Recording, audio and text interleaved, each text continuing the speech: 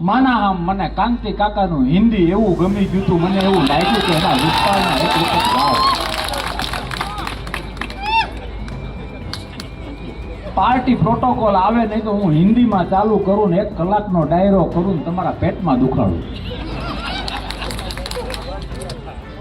એલા જાનમાં જાય તો માના હામ એટલી તો ખબર હોવી જોઈએ ને કે વરરાજો કોણ છે, એટલી તો ખબર હોવી જોઈએ ને. હા કે ના?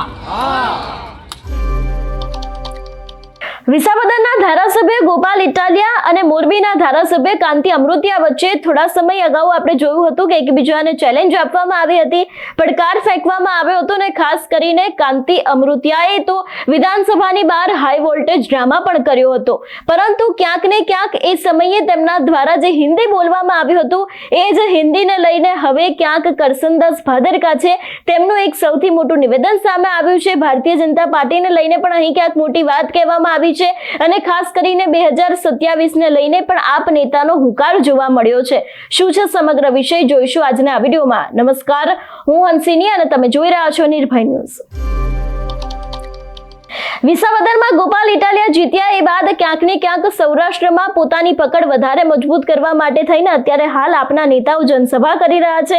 પરંતુ હવે ક્યાંક જે અત્યારે હાલના જે મુદ્દાઓ ચાલી રહ્યા છે એ જ વાતને લઈને કરસનદાસ ભાદરકા મેદાને આવ્યા છે. તેમના દ્વારા કાંતિ અમૃતિયાના હિન્દીને લઈને જે વાત કહેવામાં આવી છે તેની સાથે ભારતીય જનતા પાર્ટી અને 2027 ને લઈને જે કહેવામાં આવ્યું છે એ સાંભળીએ.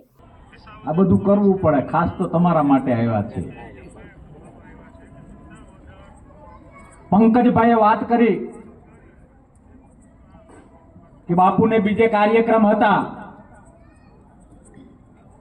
મારી મૂળ લોકસભા તો પંજાબ આવે, ભાઈ પોરબંદર આવે. પોરબંદરમાં મારે કામ કરવાનું છે, જુનાગઢમાં મારે કામ કરવાનું છે અને મધ્ય ગુજરાતમાં આણંદ, બરોડા, ખેડા અને અમદાવાદ એમાં મને સોંપવામાં આવ્યું છે. પણ જ્યારે વાત રાજકોટ લોકસભાની આવી અને જ્યારે વાત ઘોટુની આવી ત્યારે મને એવું થયું કે તમારા વિસ્તારની અંદર ઘોટુમાં એક રણકાર કરી આવું. મારા બાપ, હું તમને કહેવા આવ્યો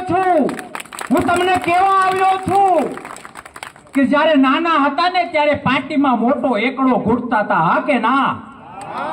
આજ સુધી, આઝાદીથી આજ સુધી તમે ખોટો એકડો ઘૂંટતા આવ્યા છો.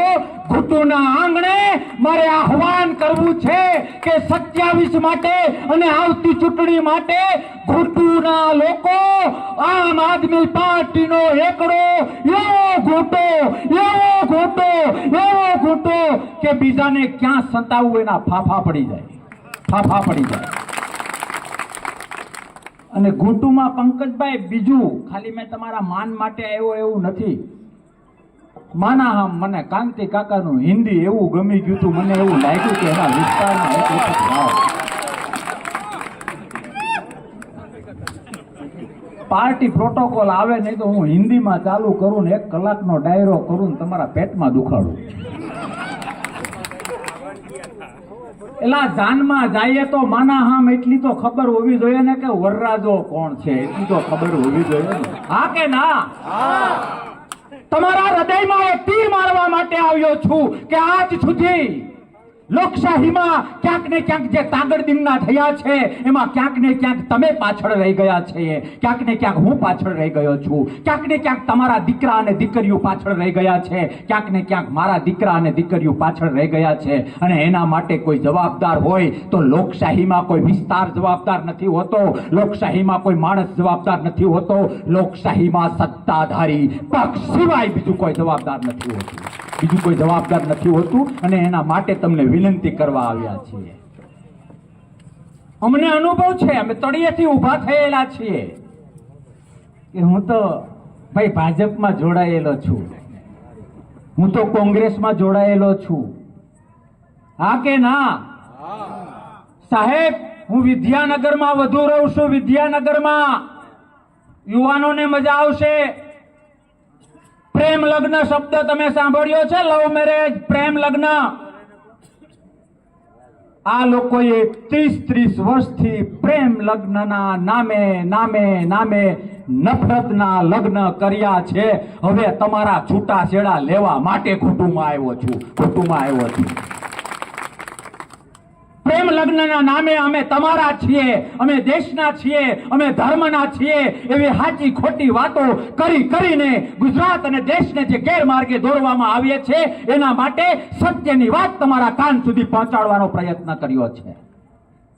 મારા આગળના વક્તાઓએ કહ્યું કે અમે રાજકારણ નથી કરતા. હું છાતી ઠોકીને કહું છું કે અમે રાજકારણ કરવા આવ્યા છીએ. અને હું ધર્મથી ડરું છું. માઇકમાંથી ખોટું બોલવું મને નથી ગમતું. કોઈનો અહીંયા માંડવો નથી એ તમે બધા જાણો છો. અહીંયા કોઈ યજ્ઞ નથી એ તમે બધા જાણો છો. અહીંયા કોઈ સપ્તાહ નથી તમે બધા જાણો છો. અમે ઝાડુ માટે આવ્યા છીએ, છાતી ઠોકીને આવ્યા છીએ. અમે આમ આદમી પાર્ટી માટે આવ્યા છીએ, છાતી ઠોકીને આવ્યા છીએ. અમારો કોઈ એવો દાવો નથી કે અમે દૂધે ધોયેલા હોય. અમારો કોઈ દાવો એવો નથી. અને આમ પણ પંકજભાઈ, જે લોકો રાજકારણમાં નથી હોતા, અમુક વાતો અમુક નેતાઓ માઇકથી ન બોલી શકે, પણ મારી પાસે લાયસન્સ છે એટલે હું બોલીશ. આપણે એકલા હોય તો એવું વિચારતા હોય, બોલતા હોય કે હવે આ બધા નેતા એકેય ઠાવકીના ના હોય. માના આમ કહીને કયો હા કે ના? હા ને? મારા બેટાઓને રેલો આવે એટલે એવા પટપટ પૂછડી હલાવતા આવે. હા કે ના? અમારો પણ દાવો એવો નથી કે અમે દૂધે ધોયેલા છીએ. એ તો જ્યારે અમને સરકારમાં બેસાડશો ત્યારે અમે કયો ધર્મ નિભાવીએ છીએ ને સત્તા અને સરકાર પાસે શું પાવર છે ને લોકો માટે શું કરી શકે ત્યારે ખબર પડશે. પણ હા, છાતી ઠોકીને કહું, અમે દૂધે ધોયેલા હોઈએ કે ન હોઈએ, પણ બીજેપી અને કોંગ્રેસ કરતા તો ધર્મની સોગંદ ખાઈને કહું છું કે સારા છીએ અને સારા છીએ. એટલી તો હું છાતી ઠોકીને કહું છું. તમારું શું માનવું છે આ વિષયને લઈને અમને કમેન્ટ કરીને ચોક્કસથી જણાવજો. તેની સાથે અમારી ચેનલ નિર્ભય ન્યૂઝને લાઈક, શેર અને સબસ્ક્રાઇબ કરવાનું ભૂલશો નહીં. નમસ્કાર.